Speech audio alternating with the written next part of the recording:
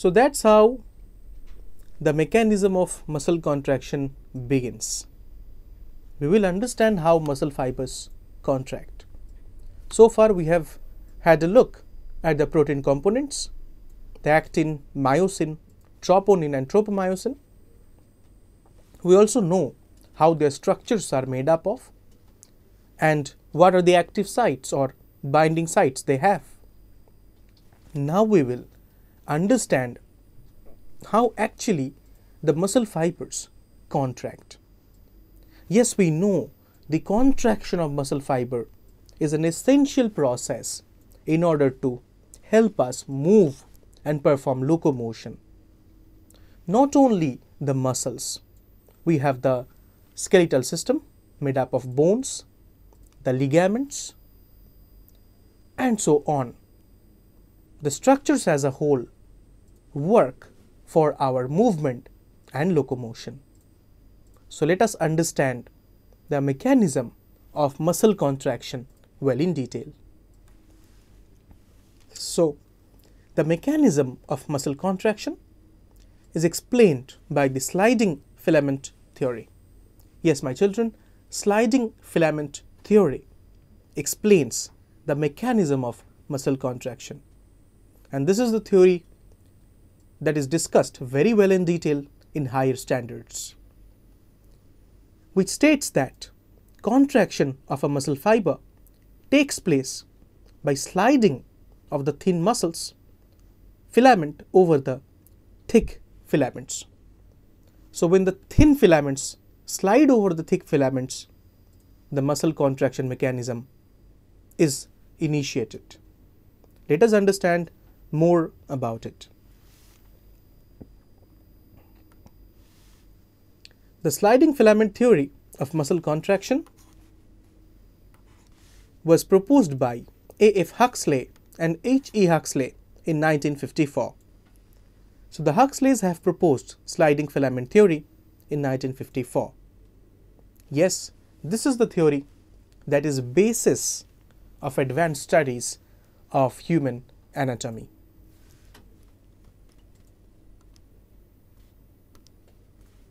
So according to this theory, during muscle contraction, actin filaments slide inward to the myosin filament of A band with the help of cross bridges to reduce the length of the sarcomere.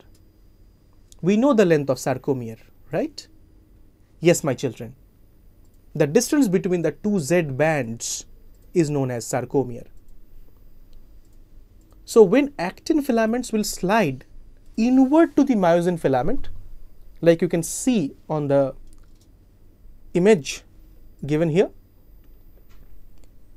then definitely the length of sarcomere would be reduced, for as the actin filaments are coming closer to each other. As a result, the Z bands are also going to be decreasing the distance between them. The muscle contraction is initiated by a signal sent by the central nervous system via a motor neuron. So we have the motor neurons which are bringing signal from the central nervous system, and that will initiate muscle contraction. So a neural signal reaching this neuromuscular junction or motor end plate releases a neurotransmitter which generates an action potential in the sarcolemma that spreads through the muscle fiber and causes release of calcium ion into the sarcoplasm. Yes, my children, please understand this process well in detail. The neuronal signal definitely is going to come by help of motor neuron at the neuromuscular junction, and definitely neurotransmitter molecules will be released, such as the acetylcholine, and this will generate an action potential or excitement in the sarcolemma, that is the plasma membrane of the muscle fiber. that spreads through the muscle fiber and causes release of calcium into sarcoplasm. So inside the protoplasm of the muscle cell, we will observe release of calcium ions. Now calcium ions trigger the muscle contraction process. So here we can actually see that calcium is binding and definitely the muscle contraction process is initiated. At the very beginning, impulse for the contraction process is being sent by the neurotransmitter acetylcholine at the neuromuscular junction.